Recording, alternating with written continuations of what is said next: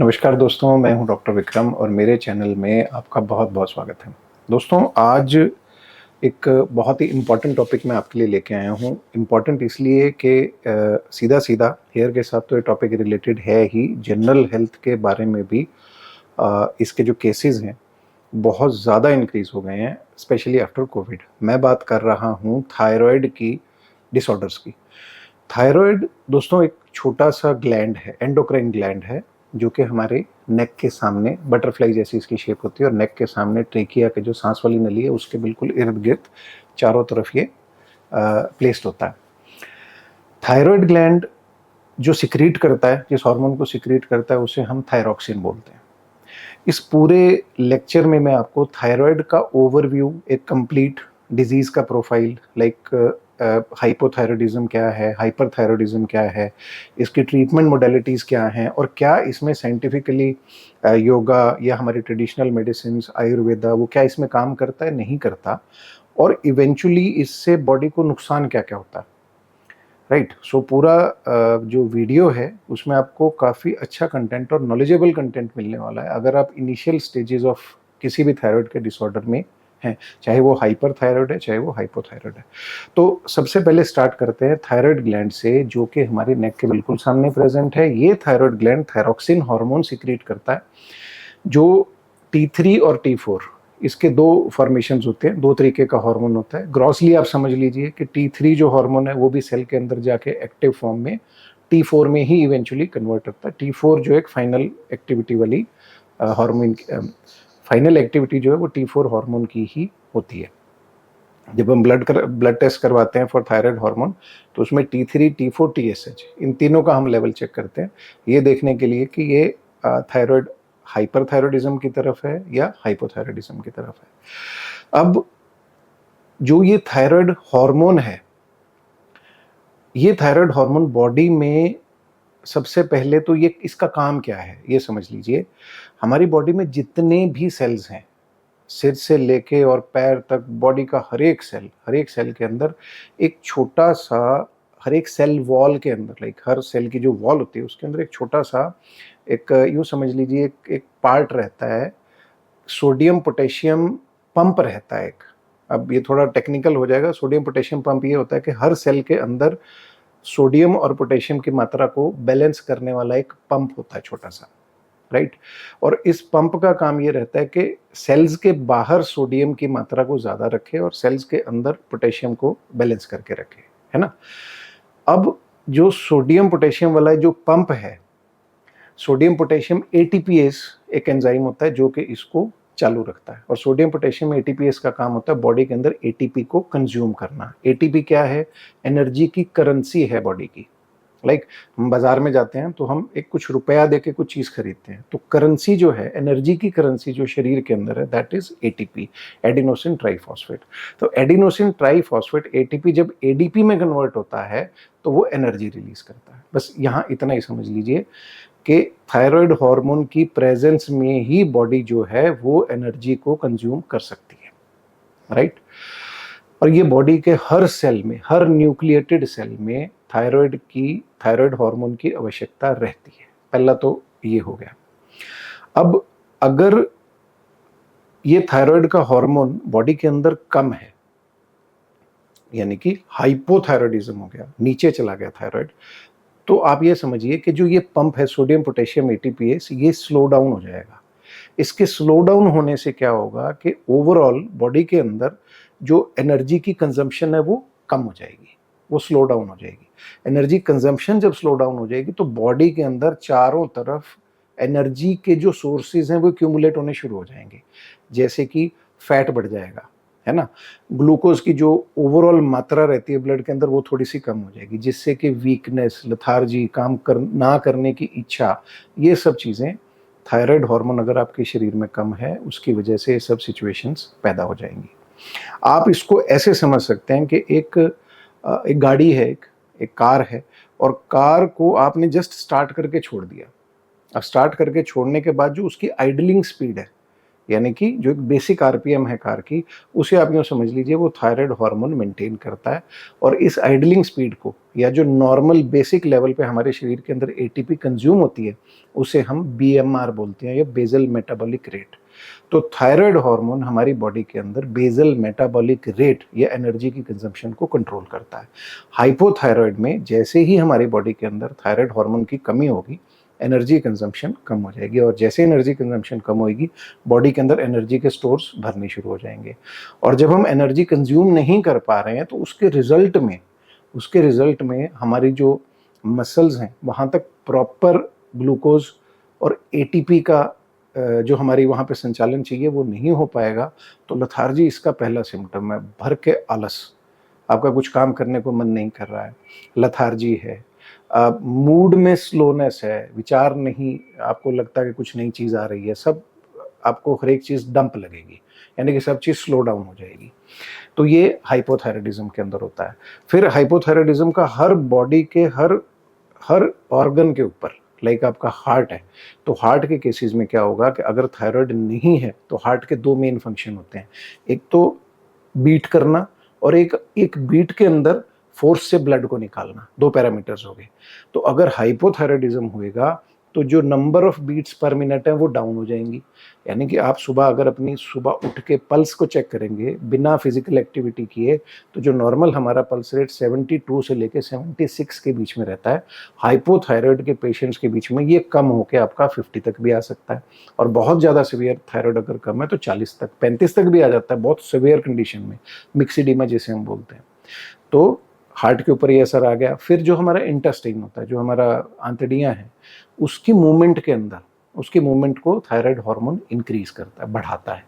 और अगर हमारा थायराइड शरीर में कम है तो आंतड़ियाँ कम स्पीड से मूव करेंगी, भूख हमारी कम हो जाएगी। भूख दो वजह से कम होगी, एक तो बॉडी के अंदर हमारा ओवरऑल जो एनर्जी के सोर्सेज है वो कंज्यूम नहीं हो रहे, क्योंकि सोडियम पोटेशियम एटीपीएस जो है हमारा वो काम नहीं कर रहा, एटीपी यूज नहीं हो रही, सरप्लस एटीपी पड़ी हुई है, तो हमारी बॉडी में फूड की कंजम्पशन कम हो जाएगी, तो हमें भूख कम लगेगी। इंटेस्टाइन जो आंतड़ियां हैं उनकी मूवमेंट स्लो हो गई, तो उससे क्या आएगी, कॉन्स्टिपेशन आएगी, और सिवियर कॉन्स्टिपेशन हो जाती है जिनका थायराइड बहुत नीचे होता है।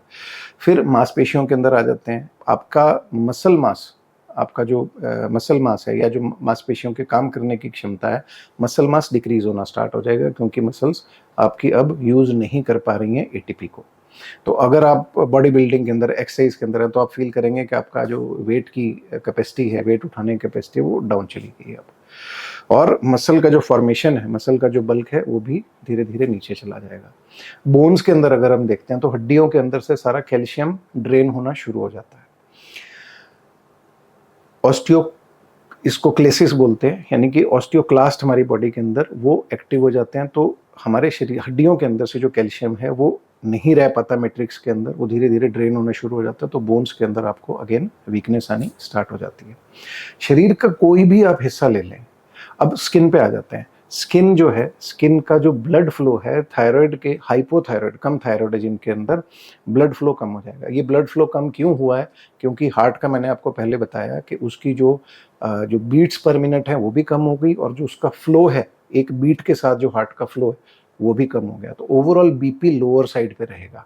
बीपी लोअर साइड पे रहने की वजह से हमारा जो स्किन का फ्लो है, स्किन के अंदर जो हमारा फ्लो मेंटेन होता है, ये पैरासिम्पैथेटिक और सिंपैथेटिक सिस्टम के बैलेंस से मेंटेन होता है। तो स्किन ठंडी रहेगी, हमेशा आपको लगेगा पैर भी ठंडे हैं, हाथ भी ठंडे हैं, चमड़ी बिल्कुल ठंडी। और ब्लड सप्लाई ना होने की वजह से जो स्किन के नॉर्मल ग्लैंड्स काम करते हैं, जिसमें कि आपका स्वेट ग्लैंड्स आ गए या सिबेशियस ग्लैंड्स आ गए, जो कि सिबेशियस ग्लैंड जो कि बीच में ऑयल प्रोड्यूस करते हैं, स्वेट ग्लैंड्स वो हो गए जो कि पसीना लेके आते हैं, ये सारी चीज़ें भी स्लो डाउन हो जाएंगी। ऑयल ना होने की वजह से स्किन की ड्राइनेस बहुत बढ़ जाएगी, ड्राइनेस बहुत बढ़ जाएगी। और स्किन के नीचे जो हमारी डर्मिस के अंदर कुछ ऐसी प्रोटीन्स होती हैं जिनका कि कॉन्टिन्यूस टर्नओवर हमें चाहिए होता है, वो नहीं हो पाता, तो वो सेल्स जो हैं वो वहीं पे एक्यूमुलेट होना शुरू हो जाते हैं। उसकी वजह से जो हाइपोथायराइड वाले पेशेंट्स होते हैं, इनके नॉर्मली स्किन के नीचे आपको थिक स्किन मिलेगी, चमड़ी जो है वो बहुत मोटी मिलेगी, और जो पैर के सामने वाला एरिया होता है वहाँ पे एडिमा मिलेगा, स्वेलिंग मिलेगी, जो कि दबाने से दबेगी नहीं। ऐसा लगेगा कि पैर के आसपास कुछ स्पंज की, मोटे स्पंज की लेयर लग गई है। राइट। ये हाइपोथायराइडिज्म का बताया। हाइपोथायराइडिज्म अंदर शरीर के, क्योंकि अब आपका एनर्जी कंजम्पशन नहीं है तो आपका कोलेस्ट्रॉल के ऊपर भी फर्क पड़ेगा। एलडीएल जो डेंजरस वाला कोलेस्ट्रॉल होता है वो बढ़ जाता है। उसकी वजह से जो आर्टरीज हैं हमारी, उसके अंदर कोलेस्ट्रॉल का जमाव बढ़ जाता है, तो इससे हार्ट अटैक के भी खतरे हमारे इंक्रीज हो जाते हैं। अगर ये हाइपोथायराइडिज्म बचपन में है किसी वजह से, आप समझिए जन्म से ही किसी बच्चे का थायराइड बहुत स्लो काम कर रहा है या कम काम कर रहा है, ऐसे में उस बच्चे का ब्रेन पूरा नहीं डेवलप हो पाता, बोन्स पूरी नहीं डेवलप हो पाती और मसल्स पूरे नहीं डेवलप होता, तो वहाँ पे बहुत ज़्यादा आपको दिखाई देगा कि बच्चा जो है काइंड ऑफ विकलांग रह जाएगा, बोना रह जाएगा, छोटा रह जाएगा, राइट। ग्रोथ नहीं हो पाती पूरी प्रॉपर। ये हाइपोथायराइडिज्म हुआ। हाइपरथायराइडिज्म में इसका बिल्कुल उल्टा होता है। हाइपर में मतलब ये थायराइड ग्लैंड जो इसका हार्मोन है थायरोक्सिन, उसको ज़्यादा मात्रा में निकाल रहा है, तो ज़्यादा मात्रा में निकाल के सब उल्टा हो जाएगा। जैसे कि अब हम बात कर रहे हैं फॉर एग्जांपल हार्ट की, तो हार्ट के अंदर क्या होएगा कि पल्स रेट बढ़ जाएगा। जो नॉर्मल आपका 72 से लेकर 76 के बीच में पर मिनट हार्ट जो धड़कता है, उससे इंक्रीज होकर 80, 90, 100, 110 तक भी चला जाएगा। इतना ज़्यादा थायराइड रिलीज हो रहा है। अब क्योंकि थायराइड की वजह से एटीपी बहुत ज़्यादा कंज्यूम हो रही है बॉडी के अंदर, तो एटीपी की ज़्यादा कंजम्पशन से शरीर के अंदर जितने भी फैट के सोर्सेज हैं, वो जल्दी जल्दी फैट के, ग्लूकोज के, वो सारे फटाफट फटाफट कंज्यूम हो रहे हैं। जैसे गाड़ी वाला मैंने आपको एग्जांपल दिया था, गाड़ी की आइडलिंग स्पीड बढ़ गई, यानी गाड़ी जा कहीं नहीं रही है, बट उसका आपके इंजन की आरपीएम बढ़ा दी, तो खड़ी गाड़ी का इंजन बहुत स्पीड से चले जा रहा है और आपके फ्यूल को वेस्ट करे जा रहा है। हाइपो में इसका उल्टा था कि आइडलिंग स्पीड कम होगी, गाड़ी ठंडी पड़ती जा रही है, उसके अंदर कोई लक्षण नहीं दिख रहे कि गाड़ी में कुछ मूवमेंट हो भी रही है। इसमें उल्टा हो गया, लग ऐसे रहा है कि गाड़ी बहुत स्पीड से इंजन चल रहा है, बट इंजन जा कहीं नहीं रहा है, एनर्जी ट्रांसफर नहीं कर रहा। तो बॉडी में हाइपरथायराइडिज्म वाले लोगों में आपका बहुत ज़्यादा वेट लॉस हो जाता है, फैट कहीं दिखाई नहीं देगा। अच्छा, दूसरा, हाइपरथायराइड की वजह से भी जो नेगेटिव इम्पैक्ट्स हैं उसके, अब मसल को अगर बिना किसी एफर्ट के अगर हम उसे स्टिमुलेशन में डाल दें तो धीरे धीरे मसल वेस्टिंग वाली साइड चली जाएगी। तो हाइपरथायराइड के अंदर हमारी मसल वेस्टिंग, अगर अनकंट्रोल्ड हाइपरथायराइडिज्म है तो मसल फिर से वेस्ट होने लग जाएगी, राइट। अब स्किन के अंदर भी इसका इम्पैक्ट सेम रहता है। लाइक स्किन में अब ठंडी नहीं रहेगी स्किन, बट स्किन बहुत हॉट रहेगी, गर्म रहेगी, पसीना बहुत ज़्यादा आएगा आपका, है ना। स्किन ऑयली हो जाएगी, ऑयल सिक्रीशन थोड़ी सी बढ़ जाएगी। ऑयल सिक्रीशन बढ़ने से हल्का सा डेंड्रफ वाला प्रॉब्लम भी ज़्यादा रहेगा। डेंड्रफ वाला प्रॉब्लम हाइपोथायराइडिज्म में भी रहता है और हाइपर में भी रहता है, दोनों में रहता है। हाइपो में तो इसलिए रहता है कि स्किन का जो टर्नओवर रेट है बहुत स्लो हो गया, तो डेड स्किन पाइल ऑफ होते होते होते ऊपर सारा उसके क्लस्टरिंग हो जाती है, उस क्लस्टरिंग की वजह से उसके ऊपर फंगस आ जाती है और फंगस की वजह से सारा हमारा सिस्टम, और फंगस की वजह से हमारा सारा सिस्टम ऊपर डिस्टर्ब हो जाता है, डेंड्रफ आ जाता है। Same is true in hyper. Hyper के अंदर स्किन का टर्नओवर रेट बढ़ जाता है और हम उसे क्लीन इतना स्पीड से कर नहीं पाते, इवन उस पर फिर भी फंगस आ जाती है। तो डेंड्रफ दोनों ही सिचुएशंस के अंदर रहेगा। हेयर की जो ग्रोथ है, हाइपोथायराइडिज्म में हम समझ सकते हैं कि ब्लड सप्लाई कम होने की वजह से हमारे थायराइड की हमारे बालों की जो ग्रोथ है वो due to decreased energy supply to the जो स्टेम सेल्स होते हैं, हेयर के जो बल्ज सेल्स होते हैं, स्टेम सेल्स होते हैं, उनका खुद का मल्टीप्लिकेशन रेट स्लो हो जाता है। स्किन का भी टर्नओवर रेट कम हो गया, बालों की जो नीचे स्टेम सेल्स हैं जिससे बाल निकल के ऊपर आ रहे हैं उसका टर्नओवर रेट भी कम हो गया। तो आपका बाल जो है वो टीलोजन वाली साइड यानी कि स्लीपिंग वाली साइड पे ज़्यादा चलने लग जाएंगे। और थायराइड के अंदर, हाइपोथायराइडिज्म में पूरे स्कैल्प के अंदर ही आपको दिखाई देगा कि सारी तरफ ही जो हेयर हैं उनका लॉस हो रहा है, डिफ्यूज पैटर्न है थिनिंग का। अब हाइपरथायराइडिज्म में भी इसका उल्टा होता है, थायराइड बहुत ज़्यादा आ गया तो सेल्स जो हैं वो इनकी इतनी ज़्यादा स्पीड हो जाती है, यानी कि उनका जो एक बैलेंस चलना चाहिए, जिससे कि अब एक सेल मल्टीप्लाई कर रहा है, स्टेम सेल मल्टीप्लाई कर रहा है, तो उसका एक सिस्टम है कि उसने इतने दिन में अपने आप को मल्टीप्लाई करना है। बहुत ज़्यादा अगर थायराइड की सप्लाई हो गई तो मल्टीप्लिकेशन के अंदर उसको आप समझिए कि सोडियम पोटेशियम एटीपीएस इतनी स्पीड से चलने लगता है कि वो उसके कंट्रोल से बाहर हो जाता है और वो सेल प्रॉपर अपना मल्टीप्लिकेशन का साइकिल छोड़ के छोटे मोटे सेल्स के अंदर डिवीजन शुरू कर देता है और फिर फाइनल उसका जो प्रोडक्ट निकल के आना चाहिए, जो एक हेयर की फॉर्मेशन होनी चाहिए, वो प्रॉपर नहीं हो पाती। हाइपो में भी हमारा लॉस हो रहा है और हाइपर में भी हमारा लॉस हो रहा है। तो हेयर के साथ ये इसकी दिक्कत है। स्किन के अंदर भी जो चेंजेस आएंगे हाइपर वाले, वो इतनी ज़्यादा स्पीड हो जाती है कि स्किन बहुत पतली हो जाती है। अगेन इट्स नॉट हेल्दी, उसके अंदर शाइन नहीं होगी, बहुत बारीक सी पतली स्किन होएगी और एंग्जाइटी होएगी, पसीना होएगा, वो सारी चीज़ें हाइपर में देखने को मिलती हैं। अब आपने अपने आप इसका जो डायग्नोसिस है आप कैसे कर सकते हो, अपने लेवल पे आप कैसे पता लगा सकते हो कि ये, इसका सिंपल सा एक फंडा बताता हूँ आपको। आपने अपना रेस्टिंग हार्ट रेट देखना है। सुबह उठ के आपने रेस्टिंग हार्ट रेट देखना है। आपका जो अंगूठा होता है जहाँ पे ये ख़त्म हो रहा है, यहाँ पे एक विंडो, छोटा सा एक कैविटी बनेगी आपकी, वहाँ पे आपने फिंगर रखनी है। अपनी फिंगर रखोगे तो आपको हल्की सी रेडियल जो आर्टरी है हमारी, उसकी पल्सेशन फील होगी। यहाँ से आप 1 मिनट घड़ी के हिसाब से देखते हुए काउंट कीजिए कितनी पल्स आ रही है। अगर ये आपकी 85 से ज़्यादा है, 85 से ज़्यादा, 80 से ज़्यादा है, कंसिस्टेंटली 2 दिन 3 दिन 4 दिन आप देख रहे हो, और साथ में लूज मोशंस है ना, नींद नहीं आ रही है, आंखों में आपको लग रहा है कि बहुत ज़्यादा ड्राइनेस है, आंखें हल्की सी बल्जिंग वाली साइड पे जा रही हैं, तो आप समझ लीजिए कि थायराइड का एक लक्षण हो सकता है।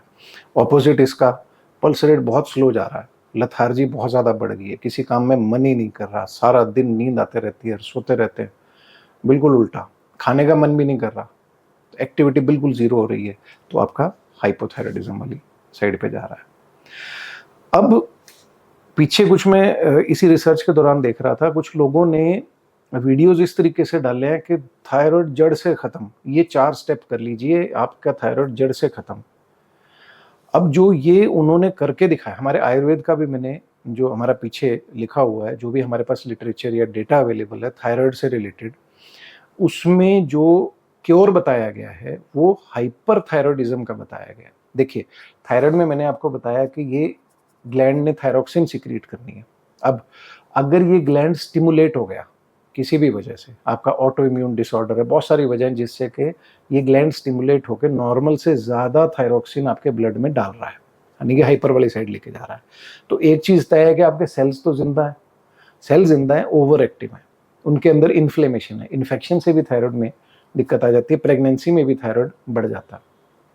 लेकिन बढ़े हुए थायराइड को हम अगर इन्फ्लेमेशन कम कर देंगे, स्वेलिंग कम कर देंगे, तो वो बढ़ा हुआ थायराइड कुछ हद तक हमारा कंट्रोल में आ जाएगा। यानी कि जो भी नुस्खे या जो भी आयुर्वेदिक मेडिसिन या जो भी आपको योगा का कुछ भी, जो भी आपको ऑनलाइन मिल रहा है, वो हाइपर थायराइडिज्म से संबंधित है, ठीक है। और 90% केसेस जिनको हाइपर थायराइडिज्म है, विदाउट प्रेगनेंसी की बात कर रहा हूँ, विदाउट प्रेगनेंसी या विदाउट, जैसे पीछे भी कोविड आया था या वायरल इन्फेक्शन आया था, अगर ऐसी कोई बीमारी नहीं है, कोई दिक्कत नहीं है, कोई आपको डिजीज और नहीं है, और सिर्फ थायराइड के ही सिम्टम आ रहे हैं, तो फिर ये समझ लीजिए वो हाइपर थायराइडिज्म इवेंचुअली आपके सेल्स इतना ज़्यादा सिक्रीट कर रहे हैं कि ये सेल्स जो हैं थायराइड के धीरे धीरे बर्न ऑफ हो जाएंगे, यानी कि इनकी कैपेसिटी खत्म हो जाएगी, और 80% केसेस, 80 से 90% केसेस जो हाइपर थायराइडिज्म के होते हैं, वो वापस नॉर्मल थायराइड पे नहीं आते, वो नीचे चले जाते हैं और हाइपोथायराइडिज्म में लैंड अप कर जाते हैं, है ना। शुरू से ही अगर सेल्स में डेफिशिएंसी है और वो थायराइड नहीं बना रहे, तो ये प्राइमरी रीजन हो गया कि हम शुरू से जी हमारा ग्लैंड काम नहीं कर रहा, तो हाइपो है। एक हाइपर थायराइडिज्म हो गया, हाइपर थायराइडिज्म से नीचे आते आते हम, अगर प्रेगनेंसी की वजह से थायराइड है, हाइपर थायराइडिज्म हुआ है, तो एक लेवल पे आके आपका रुक जाएगा। और कोई रीजन है बिना किसी डिजीज के, जैसे मैं बता रहा हूँ, तो वो वापस नीचे आके और आपका हाइपो की तरफ जाएगा। तो जितने भी आपको ऑनलाइन सो कॉल टोने टोटके जो ब्रो साइंस चल रही है, ये आसन कर लो, वैसा कर लो, वो सब चीज़ें हाइपर में तो काम कर जाएंगी, कहीं ना कहीं आपकी इन्फ्लेमेशन कम हो जाए, या आप मेंटली प्लेसिबो इफेक्ट हो, या आप मेडिटेशन से अपने आप को शांत कर लेते हो, तो आपका सिंपैथेटिक टोन कम होगी कुछ, तो आपका ग्लैंड थोड़ा सा काम करना स्लो डाउन हो जाएगा, तो आप बेटर फील कर सकते हो। बट अब जो मैं बात बताने जा रहा हूँ उसको पल्ले से बांध के रखना है। अगर हाइपोथायराइडिज्म है, थायराइड कम है, तो फिर आप मोर देन 90% चांसेस हैं कि ये लंबे समय तक प्रोग्रेस करेगा। ऐसे में अगर आप कोई देसी कुछ भी करना चाहते हो अपने लेवल पे, DIY कुछ भी आप यूट्यूब से देख के, anything if you want to do, उसमें एक ही चीज़ का ध्यान रखना है कि अपने थायराइड के लेवल्स जरूर चेक करवाते रहिएगा। ये नहीं हो कि आपको 4, 5, 6 महीने आपने थायराइड के लेवल चेक नहीं कराए। ऐसे भी मेरे पास क्लाइंट्स आए हैं जिनको ये बोल दिया गया कि भैया थायराइड का लेवल नहीं तुमने चेक कराना, बस जो मैं बोल रहा हूँ इसको 6 महीना फॉलो करो। Eventually at the end of 6 months आपकी सिचुएशन इतनी ज़्यादा डाउन हो जाएगी। मेरा जो कोर फील्ड है that is about hair, but मैं जनरल एक बात आपको बता रहा हूँ कि बॉडी के अंदर ओवरऑल इतनी सिचुएशन डाउन हो जाएगी, फिर उसको वापस लेके आना वो बहुत बड़ा एक मेस हो जाएगा, आपका काफ़ी हद तक लॉस हो चुका होगा। बालों की अगर मैं बात करूँ, हेयर्स की बात करूँ, तो जो इस दौरान हेयर लॉस हो जाता है उसमें से केवल हम 20% रिकवरी कर पाते हैं। तो अगर आपको शुरू से ही हाइपोथायराइडिज्म पता लग गया है कि जी थायराइड मेरा शुरू से पहले डायग्नोसिस पे क्लियर हो गया कि लो है, फिर आपने जो थायरॉक्सिन की जो टेबलेट है, एल्ट्रॉक्सिन जो मिलती है बाजार में, चाहे वो 12.5 है, 12.5 के इंक्रीमेंट में ही आपको मिलेगी, 12.5, 25, फिर इस तरीके से आपकी वो इंक्रीज होती जाती है, 37.5, 50, इस तरीके से बढ़ती चली जाएगी। वो आपने नहीं छोड़नी। एक्सपेरिमेंट करना भी चाहते हो तो महीना एक कर लो, बट थायराइड के लेवल्स अपने जरूर चेक करवाते रहो। हाइपोथायराइडिज्म में आपको मेडिसिन के साथ पंगा नहीं लेना, ये पल्ले बांध लेना। थायराइड बढ़ा हुआ है उसको आप मेडिटेशन से, जैसे अश्वगंधा है वो उसमें कुछ आपको जो थोड़ा सा आपको काम करती है नर्व्स को, वहाँ से उसको आपको आराम मिल जाएगा। एक कचनार गुगलू करके एक मेडिसिन आती है, वो भी थोड़ा सा आपकी सिंपैथेटिक ड्राइव को कम करती है। जो चीज़ें सिंपैथेटिक ड्राइव को, यानी कि थायराइड हार्मोन के जो बॉडी के अंदर एक्सटर्नल इफेक्ट्स आ रहे हैं, यानी कि सिंपैथेटिक को उठाना, बॉडी को एग्रेसिव करना, उसको वो डाउन करके आपको सिम्टोमेटिकली रिलीफ जरूर दे देगी। सेम वे योगा भी काम करता है। योगा हमारे पैरासिम्पैथेटिक सिस्टम को थोड़ा सा उठा देता है, तो बॉडी शांत फील करती है। तो अगर आपका थायराइड बढ़ा हुआ है, वहां पे आप बेशक 3, 4, 5 महीने अपना जो भी करना है आप कर लो। हाइपो के अंदर जो भी आपका लॉस होगा, खास तौर पे बालों का या स्किन का, वो हो सकता है परमानेंट हो जाए। तो वहाँ एक्सपेरिमेंट करने से पहले आपको पूरा ध्यान रखना है कि जितना भी समय आप उस ट्रीटमेंट विंडो के अंदर हैं, जो भी आप करना चाहते हैं, तो उसमें आपको थायराइड हार्मोन का टेस्ट ज़रूर करवाते रहना है। और सीवियर डिप्लीशन हो जाए फिर वापस लेके आना इज़ बहुत ज़्यादा डिफ़िकल्ट। फिर आप वापस नॉर्मल लेवल पे नहीं आ पाते हैं, बॉडी फ्लक्चुएट करती रहती है। ठीक है, तो ये एक बहुत बड़ा आपको मैं बता रहा हूँ, क्लिनिकल प्रैक्टिस के हिसाब से मैं आपको बता रहा हूँ। हाइपर वाला ठीक हो सकता है, हाइपो वाला ठीक नहीं होगा क्योंकि वो हार्मोन नहीं है। अब अगली चीज़ एक देखो कि अब फॉर एग्जांपल डायबिटीज़ है या बहुत सारी और बीमारियां हैं जो कि हमारे एंडोक्राइन सिस्टम से जुड़ी हुई हैं, है ना। उसमें हमारे पास लिबर्टी नहीं होती ओरल मेडिकेशंस की। फॉर एग्जांपल इंसुलिन है, इंसुलिन अब हमारे पास ओरल नहीं है, नेजल इंसुलिन पे काम चल रहा है, बट हम ओरली नहीं ले सकते। तो उसके लिए अगर इंसुलिन के तो हमें इंजेक्शंस लगाने पड़ते हैं स्किन के नीचे, पेनफुल है, देखो डाइसी है। थायराइड का इतना बढ़िया हमारे पास ट्रीटमेंट है कि खाली टेबलेट है और प्योर थायराइड हार्मोन है। आपको बड़ी बिगिनिंग के अंदर अगर आपको हाइपोथायराइडिज्म पता लग गया कि थायराइड कम है, आपने वो टेबलेट लेनी स्टार्ट कर दी, तो आप नेचुरल अपनी थायरोक्सिन की तो रिप्लेस कर रहे हो, उसका कोई लंबा चौड़ा साइड इफेक्ट इधर उधर वाला कभी नहीं होता। हाँ, बीच में फ्लक्चुएशन आई है, अगर आपका फॉर एग्जांपल सिम्टम्स आ रहे हैं, ऐसा भी होता है कि सिम्टम्स आ रहे हैं, T3, T4, TSH बिल्कुल नॉर्मल है आपका और सिम्टोमेटिक है आपको हाइपोथायराइडिज्म, हाइपर में नहीं होता ऐसा, हाइपो के अंदर, तब फिर आपको कुछ समय के लिए मेडिसिन दी जा सकती है और सिम्टोमेटिकली आप ठीक हो गए तो मेडिसिन विड्रॉ कर ली जाएगी। बट इट ऑल डिपेंड्स कि आपका T3 जो थायराइड प्रोफाइल है वो किस तरीके से चल रहा है। थायराइड प्रोफाइल मेन गाइडिंग इसके अंदर प्रिंसिपल रहता है। ऑन एन एवरेज जो मैं समझता हूँ कि शुरू के अंदर जब आपका डायग्नोसिस हुआ है तो एवरी 6 वीक्स पे, 6 हफ्ते पे आप अपना थायराइड प्रोफाइल कराइए। अगर TSH लेवल बिल्कुल नॉर्मल रेंज के अंदर आ रहा है, फिर गैप इंक्रीज करके 3 महीना कर दीजिए। एंड इवेंचुअली 5 महीने से ज़्यादा का गैप थायराइड हार्मोन टेस्ट के अंदर नहीं देना चाहिए, यानी कि साल में 2 से 3 बार आपको T3, T4, TSH ज़रूर करवाना है, राइट। सो अगेन, हाइपर में आप छेड़छाड़ कर सकते हो, हाइपो में छेड़छाड़ नहीं करनी है। अब आगे बालों की बात। हाइपोथायराइडिज्म के अंदर जब थायराइड आपका कम है तो आपको जो भी पॉसिबल बॉल्डनेस के रीजंस हैं, यानी कि मेल पैटर्न बॉल्डनेस का अगर अंदर आपके जीन है तो वो भी आपको एक पैटर्न दिख सकता है कि वो बहुत जल्दी अर्ली एज में एग्रेवेट हो गया। जो मोस्ट कॉमन पैटर्न देखने को मिलता है थायराइड, लो थायराइड वाले बंदों में, वो दिखता है डिफ्यूज, यानी कि हेयर लाइन आपको ठीक लेवल पे दिखाई देगी, बट सारे ही सिर से बाल जो है वो कम होते जाएंगे, विरले होते जाएंगे, उनकी डेंसिटी कम होती जाएगी, राइट। कुछ केसेस के अंदर रिसेशन भी, जैसे एयरलाइन रिसीड कर रही है, मेल पैटर्न बॉल्डनेस जो टिपिकल होता है हमारा, पीछे आगे सब चीज़ें, वो भी दिख सकती है उसके अंदर। देन एलोपेशिया एरिएटा, यानी कि स्कैल्प पे चकत्ते पड़ जाना, ऐसे ऐसे छोटे छोटे गैप्स दिखने लग जाना, जैसे मैप होता है वहाँ पे बिल्कुल बाल नहीं है अगले एरिया पे, तो वो भी पॉसिबिलिटी है। एलोपेशिया यूनिवर्सैलिस, पूरे शरीर से ही आपके सारे बाल गायब हो जाना। बहुत कॉमन मेडरोसिस, ये वाला जो साइड है आपकी, ये बाल, ये जो आईब्रोज हैं ये उड़ जाती हैं हाइपोथायराइड के पेशेंट्स के अंदर। अब आपने हाइपोथायराइडिज्म का शुरू से ही ट्रीटमेंट पकड़ के रखा हुआ है, आपको डायग्नोस हो गया। अब समझ के चलिए कि आपको किसी न किसी लेवल पे अगर दिखता है कि मेरा स्कैल्प की विजिबिलिटी बढ़ रही है या मेरा हेयर फॉल ज़्यादा है, नॉर्मल से ज़्यादा है। नॉर्मल से ज़्यादा मैं अपने हर वीडियो में बोलता हूँ कि वो 100 वाला फंडा नहीं है कि 100 बाल एक दिन में गिर रहे हैं तो कोई मसला नहीं है, नहीं, बिल्कुल भी नहीं। आपका normal hair fall, for example 4 से 5 बाल गिरते हैं शैम्पू पे और अभी आपके 10 गिर रहे हैं, तो भैया जागो, उसको संभालो। सेम वे थायराइड के अंदर आपका कुछ भी हेयर फॉल हो रहा है, कैसा भी लेवल पे हेयर फॉल हो रहा है, तो उसमें एक्टिवली आपको मेडिसिन स्टार्ट करनी बहुत ज़रूरी है, राइट। मिनॉक्सिडिल 2% बहुत अच्छा काम करती है, 1 ml मॉर्निंग, 1 ml इवनिंग। जैसे आपको लगे कि हाँ स्टेबिलिटी पे आ गया, डेंसिटी मेंटेन होगी, 1 a डे कर दो। और थायराइड बिल्कुल मेंटेन चल रहा है, लाइफस्टाइल बिल्कुल ओके है, अल्टरनेटिव डे कर दो।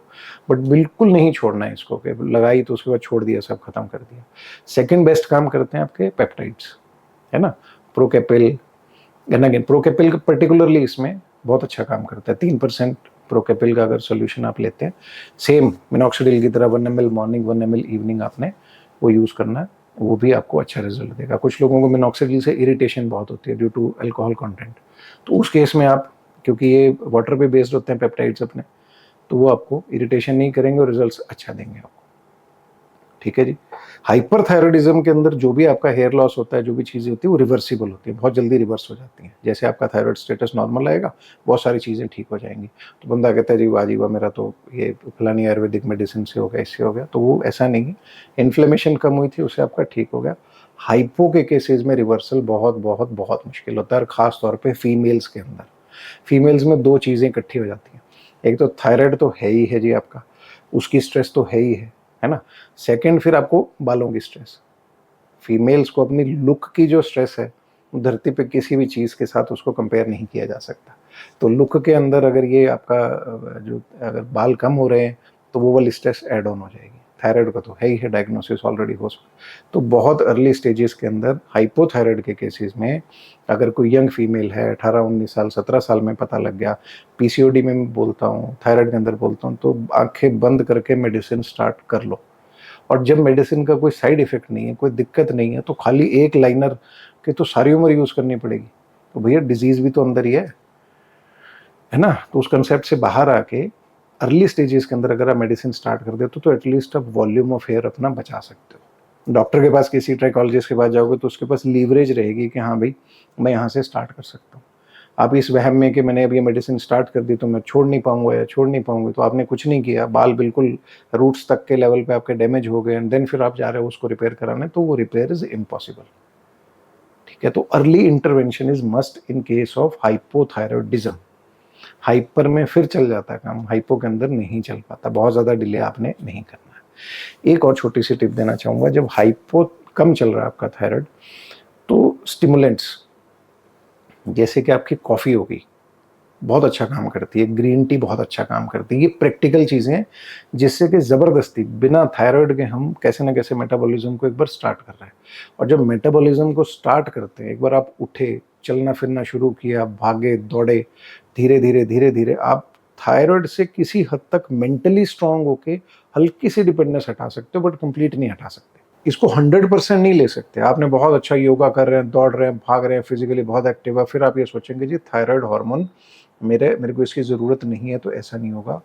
20% तक आप इस चीज़ में लीवरेज ले सकते हो कि आपकी जो फॉर एग्जांपल एल्ट्रोक्सिन की रिक्वायरमेंट 100 थी तो हो सकता है 80 तक आ जाए, 75 तक आ जाए, बट ये नहीं होगा कि 100 का 100 आप बंद करके बैठ गए कि जो मेरा थायराइड तब ठीक हो गया, है ना। ऐसा नहीं, जो इसके सेकेंडरी कॉम्प्लिकेशंस होते हैं वहाँ पे योगा और जो एडिशनल हमारी चीज़ें वो हेल्प कर सकती हैं कि जो थायराइड ने बॉडी को नुकसान पहुँचाना था उस चीज़ में मदद हो सकती है। बट ये अपने को नहीं करने का है कि अब मैंने ये सब स्टार्ट कर दिया, मैंने ये योगा कर लिया, मैंने रनिंग कर लिया, और मैं अब थायराइड की मेडिसिन से मेरा पीछा छूट गया। ये कंसेप्ट नहीं चलेगा, है ना। ये प्रैक्टिकली जो क्लिनिक में हम लोग देखते हैं वो चीज़ें ही मैं आपके साथ शेयर कर रहा हूँ, और इनको वेरीफाई किया जा सकता है। बहुत सारे लोग बोलते हैं कि नहीं, डॉक्टर्स बोलते हैं आपके इन्वर्टेड कोमाज में ठीक नहीं हो सकती, बट मैं ठीक करके दिखाऊंगा। नहीं है। हाइपर थायराइड और हाइपो में ही इन लोगों को डिफरेंस नहीं पता होता। जो लोग ये आपको थोड़ा सा उठा के और इंटरनेट से टोट के दे देते हैं कि जी आपने वो क्या बोलते हैं उसको, धनिया पीस के उसका पानी पी लीजिए, उससे आपका थायराइड ठीक हो जाएगा। वो जो भी एंटी इन्फ्लेमेटरी चीज़ें हैं, एंटी इन्फ्लेमेटरी जो बॉडी को थोड़ा सा इन्फ्लेमेशन से बचाती हैं, वो जनरलाइज आप कहीं पे भी यूज़ कर सकते हो। फॉर एग्जांपल हल्दी है, टर्मरिक है ना, और ये आपका धनिया है, इसका धनिया का जो पानी है, अश्वगंधा है, ये सारी चीज़ें कहीं ना कहीं एंटी इन्फ्लेमेटरी या जो थायराइड से, हाइपर थायराइड से होने वाले जो उसके साइड इफेक्ट्स हैं उनको थोड़ा सा स्लो डाउन कर देते हैं, और हम समझते हैं कि जी हमें इस ट्रीटमेंट से 100% फ़ायदा हो रहा है। वो हाइपर वालों में होगा, हाइपो में नहीं होगा। ठीक है, तो ये था थायराइड के बारे में। मैंने बहुत सारे क्वेश्चंस देख के जो एक ओवरऑल मेरे सामने आया, तो मैंने आपको ये वीडियो बना के दिया है। वीडियो में कभी भी ऐसे सामने देख के नहीं बनाता हूँ, जस्ट लाइक कि मैं एक पॉइंट से दूसरे को कनेक्ट कर पाऊँ, इस तरीके से एक नेचुरल सा वीडियो आपके सामने रखता हूँ। बहुत ज़्यादा पढ़ के मैं नहीं भूलता हूँ। सो अगर आपको फ्लो में कुछ दिक्कत लगी हो कि एक बात यहाँ से आ रही है, एक बात यहाँ से आ रही है, तो I am sorry for that, but otherwise मैंने बहुत सारी चीज़ें इसमें आपको कवर कर दी हैं जो एक लेमैन को पता होनी चाहिए, इस तरीके से ये डिजीज़ है और इसका ये ट्रीटमेंट पॉसिबल है, राइट। वीडियो अगर आपको अच्छा लगा है, आप एंड तक हमारे साथ बने हुए हैं, तो चैनल को सब्सक्राइब कीजिए, वीडियो को शेयर कीजिए, हो सकता है किसी का इससे फ़ायदा हो जाए। आपका बहुत बहुत धन्यवाद। Stay blessed.